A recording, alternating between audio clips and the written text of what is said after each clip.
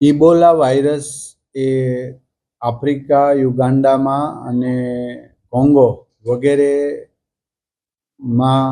આજે ત્યાં પેશન્ટો છે અને ત્યાં આ વાયરસ પ્રસરી રહ્યો છે. વર્લ્ડ હેલ્થ ઓર્ગેનાઇઝેશને એમની પુષ્ટિ કરીને દુનિયાના તમામ દેશોને એક ચોક્કસ ગાઈડલાઈન આપી છે.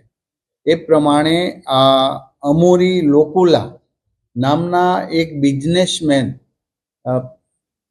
5-7 દિવસ પહેલા બોમ્બે આવે છે અને ત્યાંથી પછી બરોડા આવે છે. બરોડા એમને તાવ આવતા હોય એવું જણાતા એને બેન્કર હોસ્પિટલમાં દાખલ કરવામાં આવ્યો અને ત્યાંથી આપણી જે ટીમ છે હેલ્થ વિભાગની એને જાણ થતાં એમને તુરંત જ અમદાવાદ સિવિલ હોસ્પિટલમાં આપણે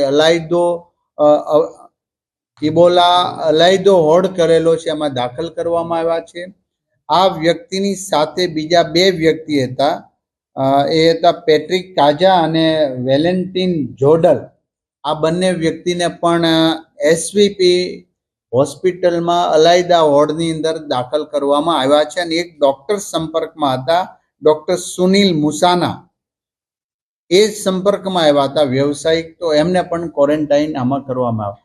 હજી કોઈ પણ પ્રકારની પુષ્ટિ થઈ નથી, માટે કોઈ ગભરાવાની જરૂર નથી. આ કેસ ઇબોલાનો વાયરસનો છે એવું પુષ્ટિ થયું પણ નથી. અગમચેતીથી આપણે આપણી ટીમ કામગીરી કરી રહી છે, જેથી કરીને એને ક્વોરન્ટાઇન કરીએ તો એમને 10 દિવસ કે 11 દિવસ રાખીશું અને એમનો રિપોર્ટ પણ બ્લડ રિપોર્ટ પણ પુણે મોકલી દેવામાં આવ્યો છે. આવશે પછી ખ્યાલ. અગાઉ પણ આવા જ એક વ્યક્તિનો રિપોર્ટ લઈ અને ક્વોરન્ટાઇન કરેલા હતા, પણ એમનો રિપોર્ટ નેગેટિવ આવ્યો છે. એટલે માટે કોઈ મીડિયાના માધ્યમ દ્વારા હું સાચી માહિતી આપવા માટે બધાને જણાવી રહ્યો છું, કારણ કે લોકોમાં ભય ન ફેલાય. માટે અત્યારે ભારતની અંદર કે ગુજરાતની અંદર એક પણ ઇબોલા કેસ વાયરસ ફલિત થયો નથી.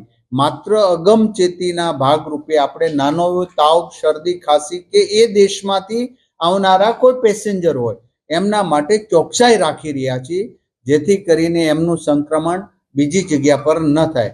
માટે એકદમ પેશન્ટ સેફ છે, એમને ટેમ્પરેચર પણ કંટ્રોલમાં છે, એમની સાથે સંકળાયેલા લોકોને તો બિલકુલ કોઈ પણ પ્રકારનો પ્રોબ્લેમ નથી, તો પણ આપણે એને એસવીપી હોસ્પિટલની અંદર ક્વોરન્ટાઇન કર્યા છે. માટે હજી આ વાયરસથી કોઈ ગભરાવાની એટલા માટે જરૂર નથી. એક પણ કેસ આપણા ભારતની અંદર નથી. ઘણીવાર વાતનાથી અથવા તો ગભરાટ ફેલાવવા માટે અનેક સોશિયલ મીડિયા દ્વારા અનેક માહિતીઓ ખોટી પહોંચતી હોય છે લોકોથી, જેથી ભય ફેલાતો હોય છે. પરંતુ આરોગ્યની ટીમ સતત ને સતત આ બાબત પર ફોકસ કરી રહી છે. અમારી હમણાં મીટિંગ પણ ઉચ્ચ અધિકારીઓ સાથે સંપૂર્ણપણે એમની ચર્ચા થઈ છે, એમની સાથે મીટિંગ થયું છે.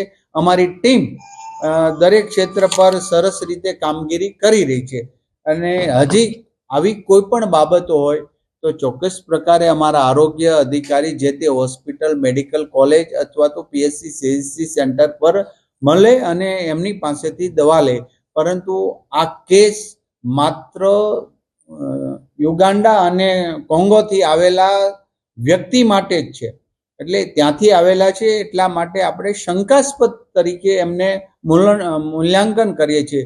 એમને હજી ઇબોલા વાયરસની છે કે નથી એ પુષ્ટિ થઈ નથી, માટે ગભરાવાની કોઈ જરૂર નથી.